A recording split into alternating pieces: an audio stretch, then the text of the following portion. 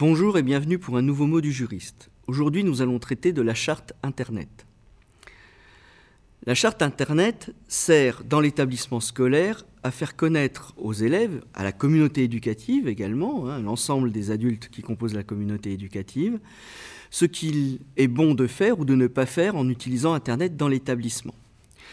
Souvent, ce sont des chartes d'adhésion. Un certain nombre de chartes types sont établies par les inspections académiques, les rectorats et le ministère. Et ces chartes ont vocation à devenir des actes réglementaires et à être intégrés dans le règlement intérieur.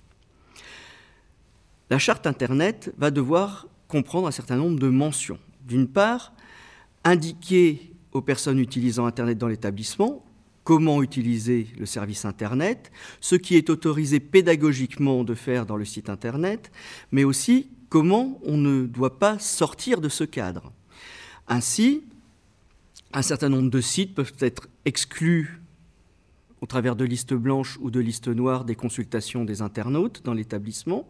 Et puis, on va prévoir aussi un certain nombre de choses, comme les moyens de contrôle de ce qui est regardé par les internautes, au travers des connexions qui pourront être étudiées, regardées régulièrement par les responsables informatiques de l'établissement. Attention, l'internaute dans l'établissement scolaire a des obligations, mais il a aussi des droits. Les moyens de contrôle mis en place par l'établissement scolaire ne doivent pas spolier ses droits. En particulier, le secret de la correspondance doit être conservé. Les moyens de contrôle peuvent s'appuyer sur les connexions effectuées au moyen des ordinateurs de l'établissement, sur les pièces jointes aux messages qui peuvent représenter un certain poids et donc être des indicateurs comme quoi les pratiques de l'internaute ne sont pas tout à fait régulières au regard de la charte Internet, mais en aucun cas le contenu des messages ne peut être lu par les responsables de l'établissement. Seul un officier de police judiciaire, mandaté par un juge, peut avoir connaissance du contenu des messages. La charte Internet a vocation à devenir un acte réglementaire. C'est pour ça qu'elle doit être intégrée au règlement intérieur qui est voté par le conseil d'administration de l'établissement. Des actions de sensibilisation auprès des élèves, mais aussi auprès des enseignants, doivent être menées en début d'année scolaire pour leur faire prendre connaissance de la charte. C'est pour ça qu'il est fortement recommandé de faire signer la charte par tous les membres de la communauté éducative afin de s'assurer qu'ils en ont pris connaissance. Des outils peuvent vous aider en matière d'Internet dans l'établissement.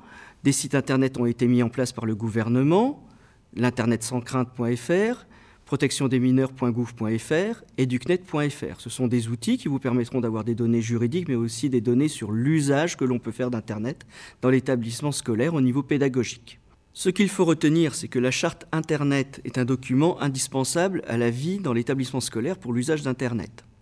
Elle va prévoir les droits et obligations des internautes, élèves et enseignants, les sanctions applicables si l'on déroge à ces droits et obligations, et va permettre d'informer aussi sur les usages pédagogiques qui sont ouverts dans l'établissement scolaire avec Internet. Au revoir et à bientôt pour un nouveau mot du juriste.